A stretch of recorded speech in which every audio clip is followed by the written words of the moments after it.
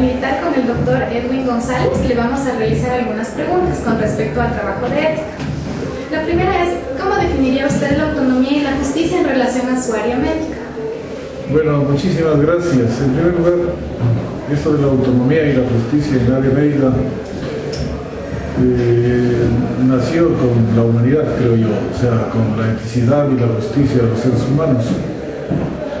Lamentablemente, desde hace muchos años atrás, por lo regular los médicos no tienen ética al tratar a los pacientes, porque la formación del médico dentro de la deontología médica no ha sido la correcta. Entonces los estudiantes y después los médicos piensan que la conquista o el futuro o el medio más indispensable es hacer en el menor tiempo posible dinero. Entonces, como el médico está atrás del dinero,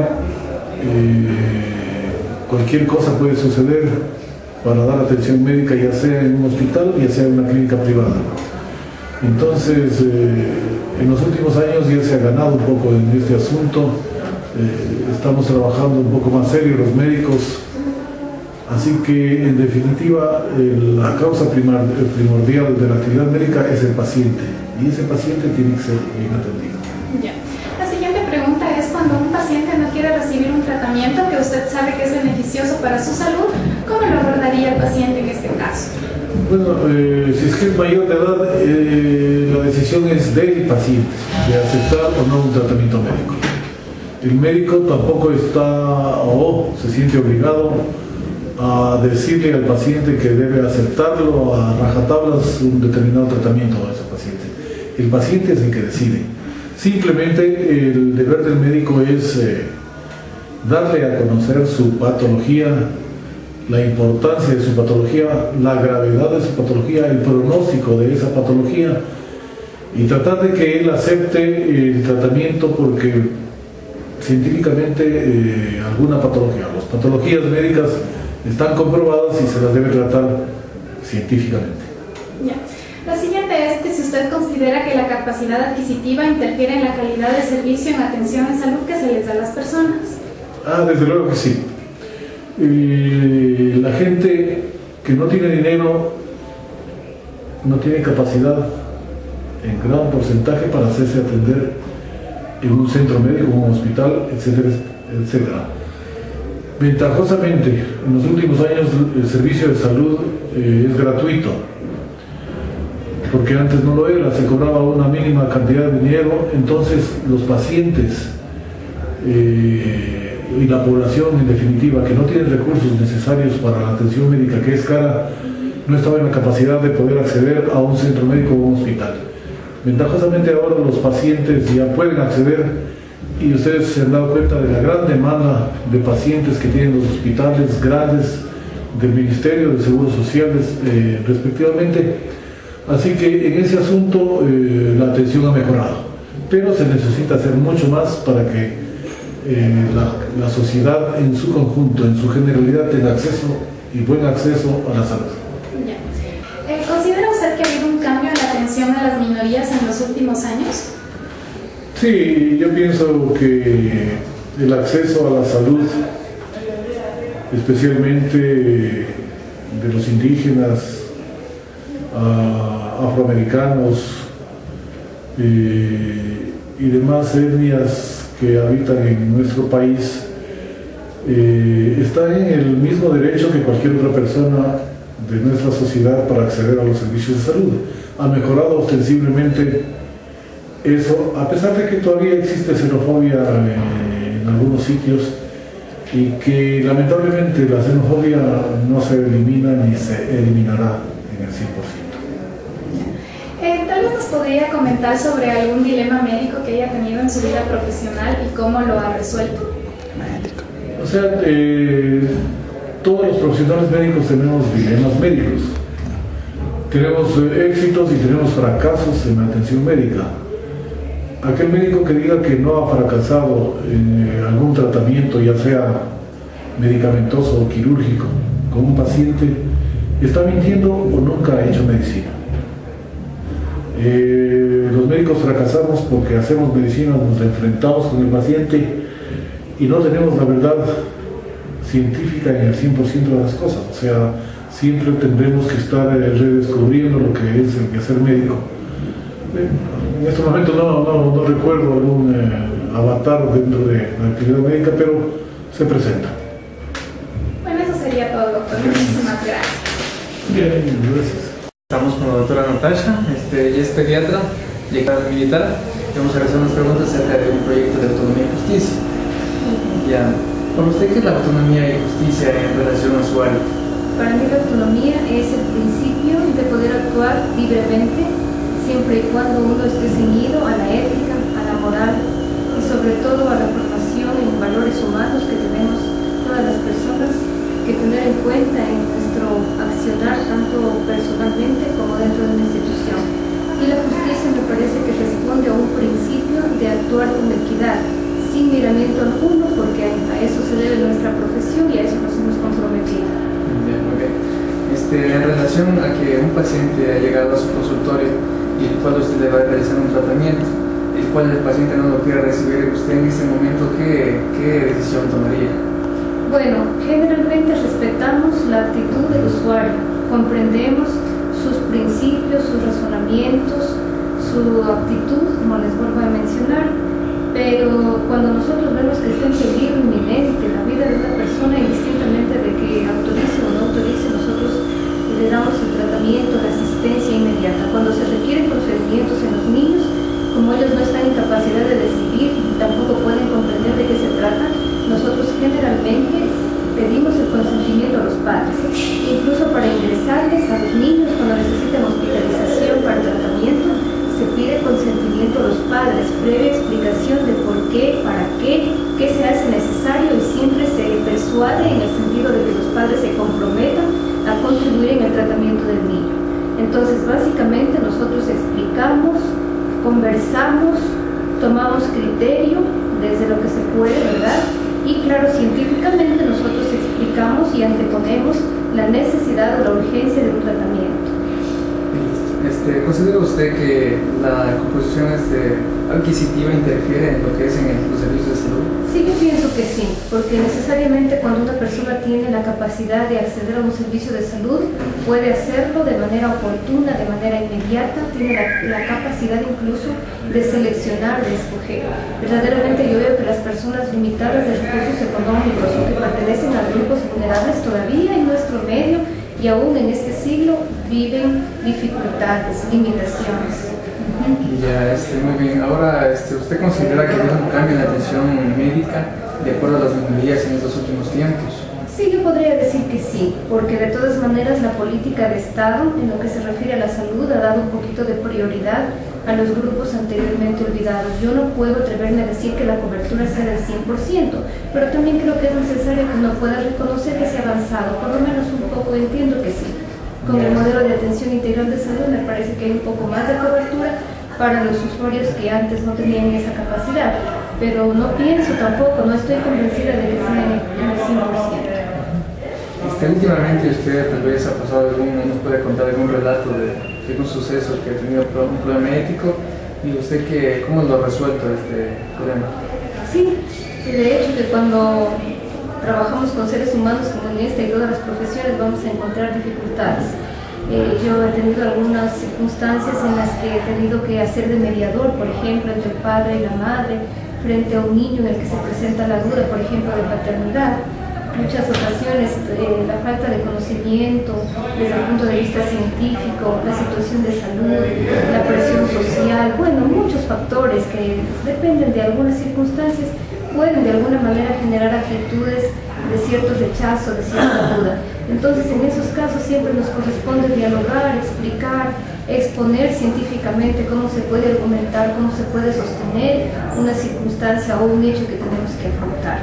Entonces, en esos casos lo que nos corresponde es escuchar ambas partes, es dar una explicación, tratar de sostener científicamente por qué se puede dar una circunstancia y siempre pues tomar el criterio desde el punto de vista de orden social, ético, moral, para que la decisión pues, sea tomada por parte de los protagonistas antes que por nosotros. Nosotros nos invitamos a informar, a persuadir, a ser de mediadores y sobre todo a educar a la población. Muchas gracias. Ya, no hay de qué. Buenos días, nos encontramos con la doctora Jacqueline Mendoza-Albas, abogada. Le vamos a realizar una pequeña entrevista respecto a unas preguntas sobre ética y sobre los aspectos legales que estén involucrados. Desde el punto de vista legal, doctora, ¿puede decirnos cuál es la definición de autonomía y de justicia? Autonomía es la forma cómo se puede llevar a cabo, por ejemplo, en una institución o en forma personal, los puntos o parámetros personales, sea de una institución o de una persona, el poner requisitos o normas para llevar a cabo algo, ¿no? Es la forma personal de una institución o de una persona en sí. La justicia es un conglomerado de normas, de leyes que se las puede poner en práctica para configurar la justicia, ¿no? Para que se lleve a cabo una justicia en un sentido de equidad para las personas, para la sociedad. Ok. Ahora involucrándonos un poquito en el sector de salud, quisiera saber cuáles son los derechos que tienen los pacientes respecto a estos aspectos legales como son la autonomía y la justicia. Bueno, un paciente en sí, todas las personas, todos los ciudadanos tenemos la autonomía de pedir, de solicitar de forma personal una atención médica. Y de ello, si de ello depende, por ejemplo, una intervención quirúrgica, en este caso, de firmar, ¿no? De firmar un documento para que se lo realicen. Pero más aún cuando es una intervención que es delicada, ¿no? Entonces, tiene la potestad la persona de solicitar, de ir personalmente y de pedirle a un médico que le realice. Es más, inclusive cuando son tratamientos o cirugías estéticas, tiene que haber el consentimiento de una persona. Ok. Bueno, cuando cualquiera de estos derechos que son amparados por la ley y a veces por los cargos de derechos humanos no son respetados, ¿cuáles son las acciones legales que pueden tomar las personas que han sufrido de este abuso? En nuestro país, Ecuador, tenemos el Código Penal, el Código Integral Penal, en el cual el artículo 145 y 146 nos habla de sanciones, de la mala práctica médica. Entonces, estos son unos artículos que le dan el derecho y la potestad a las personas que han sido intervenidas en forma inequitativa, en forma no profesional, plantear un proceso en contra de los profesionales. Muy bien. Y los profesionales en salud, me imagino que también tienen opción a la defensa en estos casos. Entonces, ¿cuáles podrían ser las leyes o, digámoslo así, los principios que les servirían para la defensa de estas personas? Bueno, en el Código Integral Penal nos habla de sanciones, ¿no? De sanciones en cuanto a la privación de la libertad, y también nos habla de que previo a un planteamiento de una mala práctica médica tiene que haber un proceso, y en este proceso debe haber una sentencia. Para que se lleve a cabo un proceso tiene que haber un diagnóstico, debe haber peritos quienes realicen la observancia de cómo se llevó a cabo el procedimiento, ¿sí? Para poder establecer la culpabilidad de un médico. Entonces, no solamente es la presentación de una demanda por mala práctica médica, sino establecer que hubo una mala práctica médica, qué tipo de error hubo, si fue de error, fue de medicación, fue de diagnóstico. Entonces, todo eso tiene que llevarse a cabo dentro de un proceso para establecer una culpabilidad, porque inclusive la culpabilidad no podría ser solamente del médico, ¿no? En sí, sino también podría ser de la institución. Le pongo como un ejemplo el caso que hubo aquí en el Hospital Isidro Ayora hace algunos años de la muerte de algunos neonatos, en la cual no era la culpa incluso de los galenos, sino también de la institución, de la infraestructura que no prestaba los servicios. Entonces, en este caso tendría que demandarse a la institución en sí por no prestar los servicios necesarios. La infraestructura necesaria. Claro. Bueno, hace rato habló de sanciones. Más o menos, ¿qué valen este tipo de sanciones? ¿Son, por ejemplo, sanciones judiciales o podemos hablar incluso de cárcel o sanciones incluso más graves? En este tipo, en el COIP, nos habla de sanciones de privación de la libertad que son de 3 a 5 años y de un ejercicio profesional que se lo tiene que hacer a cierto tiempo luego de haber pagado este tipo de sanción. Bueno, muchísimas gracias, doctora. Ha sido un placer. Muchas gracias.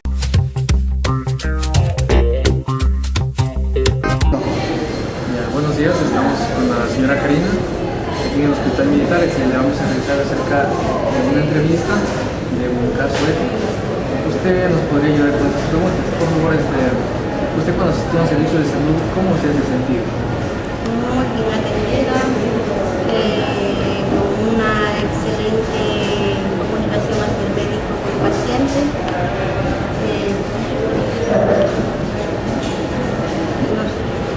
Ya. Bueno, en relación cuando usted asiste a una consulta médica, es importante su opinión dentro de la toma de decisiones del médico. Por lógica, sí, es muy importante también dar nuestra opinión para así sentirnos bien, dar nuestra opinión al médico y hacer saber nuestro deseo. Ya. Ahora, usted cuando ha recibido una consulta médica, la información que le ha dado el médico, la atención ha sido apropiada, ¿usted ha sido satisfecha después de esto? Sí. Muy bien, gracias.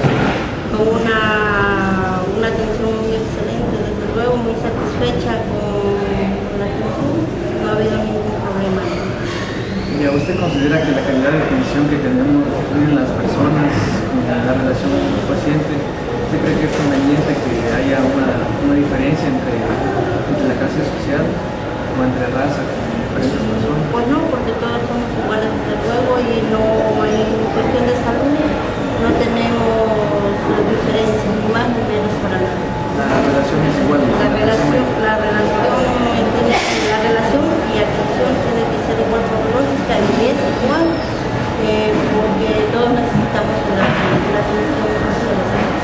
Muchas gracias. Buenos días, estamos aquí con la señora Mariana Ramón y le vamos a realizar unas preguntas acerca de ética.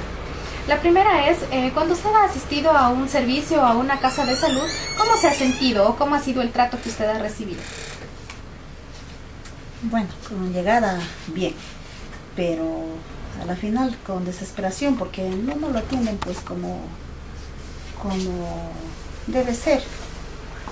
Y en realidad creo que la atención debe ser también de acuerdo a la persona como llega, porque le dejan mucho tiempo ahí, si bien ya cuando ya está en agonía, ya porque no tanto se exige que le ayudan. Ya. ¿Ha salido usted satisfecha con la información o la atención recibida por parte de los profesionales de la salud? Debería socializar eso, ¿no? Lo que pasa que yo he confiado en el médico, como en el caso mío, se ha confiado en el médico la hora que se debería hacer con el tratamiento, seguir el tratamiento. Entonces sí se pediría que se haga una socialización y también si es tan importante eso también para poder, que haya coordinación para que mejore también la salud, ¿no? ¿Y usted cómo ha sido tratada por parte del médico?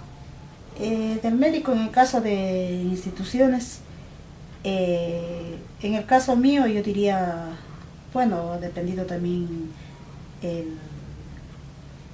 a lo que yo voy, por ejemplo, si buscaría un ginecólogo, si buscaría un cardiólogo, no lo que le atienden, pero lo que le atienden a veces, por ejemplo, el tiempo mismo, dicen, pero es que hay un tiempo, o hay como una desesperación, hay médicos, por ejemplo, que tienen incluso, todavía siguen trabajando en sus casas clínicas, ¿no? Entonces la atención es... ¿Muy rápido? Claro, como que no le dan a explicar bien todo lo que a veces ya no tiene ni tiempo siquiera para poderles preguntar. Ya, la siguiente pregunta es, ¿considera usted que la calidad de atención es igual para todas las personas, independientemente de su condición social? Yo creo que parece que, de atender, para mí los médicos también atienden, sino que pasa que parece que hay más atención por las amistades, ¿no? Por las amistades y como bien decíamos del mejoramiento. Por ejemplo, el Isidro Ayora ha mejorado la casa. Yo para mí que debe mejorar la atención médica, sea más apta, más rápida, como quien decir, ¿no? Eso. Ya, bueno, muchísimas gracias.